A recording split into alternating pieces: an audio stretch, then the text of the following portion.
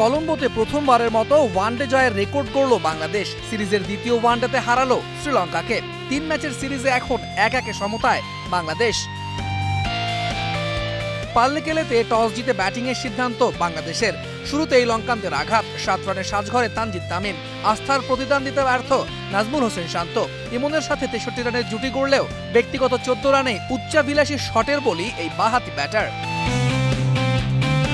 এক প্রান্ত আগলে ক্যারিয়ারের প্রথম অর্ধশতক তুলে নেন পারভেজ ইমন। তবে এরপর টানতে পারেননি ইনিংস। হাসারাঙ্গার ঘূর্ণিতে কুপকাত 67 রানে।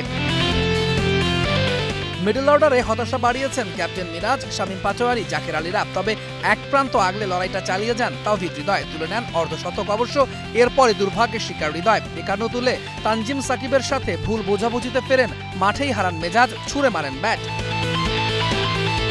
অবশ্য সেই ভুলের প্রায়শ্চিত্তটা করেছেন সাকিব। 2 ছক্কা আর 2 চারে 21 বলে করেছেন হারনামানা 33 রান। কিন্তু হাসান মাহমুদ, তানভীর আর মুস্তাফিজ দ্রুত ফিরলে 248 রানেই গুটিয়ে যায় বাংলাদেশ। জবাব দিতে নেমে শুরুতেই হোঁচট খায় স্বাগতিকরাও। পাথর নিসাঙ্গাকে ফিরিয়ে টাইগারদের প্রথম ব্রেক থ্রু এনে দেন তানজিম সাকিব। দ্বিতীয় উইকেটে মাদুস্কাকে নিয়ে 69 রানের জুটি গড়েন কুশল মেন্ডিস।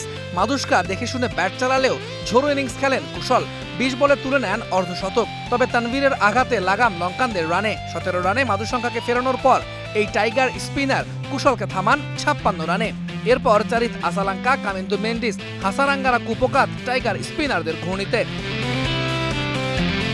বেল্লা লাগে এক প্রান্ত আগলে লড়াইটা চালিয়ে গেলেও শেষ পর্যন্ত করতে পারেননি কাজের কাজটা। দ্বিতীয় ম্যাচ জিতে 3 ম্যাচের সিরিজে 1-1 সমতায় ফিরল বাংলাদেশ। তৌহিদুল ইসলাম, স্টার নিউজ।